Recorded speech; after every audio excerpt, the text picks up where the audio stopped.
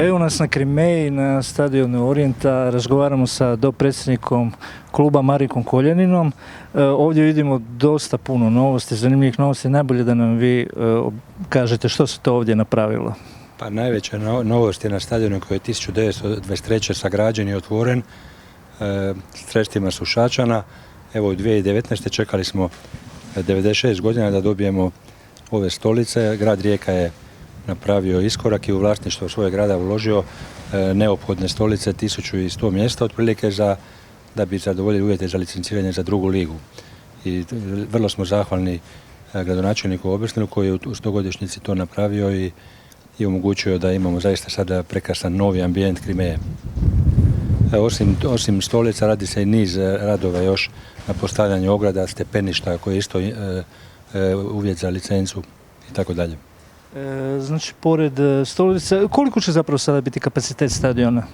Pa kapacitet ove tribine, mi za licenciranje moramo imati 1000 mjesta, mi smo to premašili i biti će oko 1100 mjesta sljedećih. I to je zaista, očekujemo da će biti često puna Krimeja, postoji mogućnosti na istočnoj strani na stajanju za gostujuće i domaće navijače još, tako da Orient će biti na svojoj Krimeji domaćin u drugoj ligi i nadamo se osvježenje druge lige kako i najavljuju mnogi mediji. Premijera je već u petak, Orient gostuje prvo kolo protiv Međimurja u Čakovcu.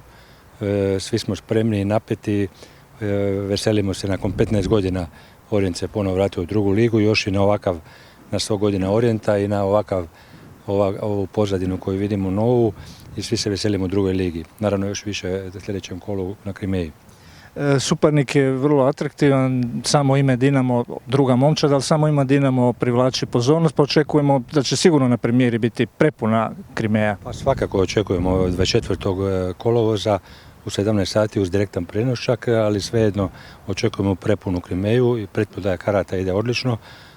Pretplatne karte se prodaju izuzetno dobro. Sigurno je mama za gledatelje osim ulaska u drugu ligu i ove nove stolice i veći komfor koji pruža sada obnovljena Krimeja. Želim vam puno uspjeha u novom natjecanju i da nastavite niz uspjeha od prošle sezone. Hvala.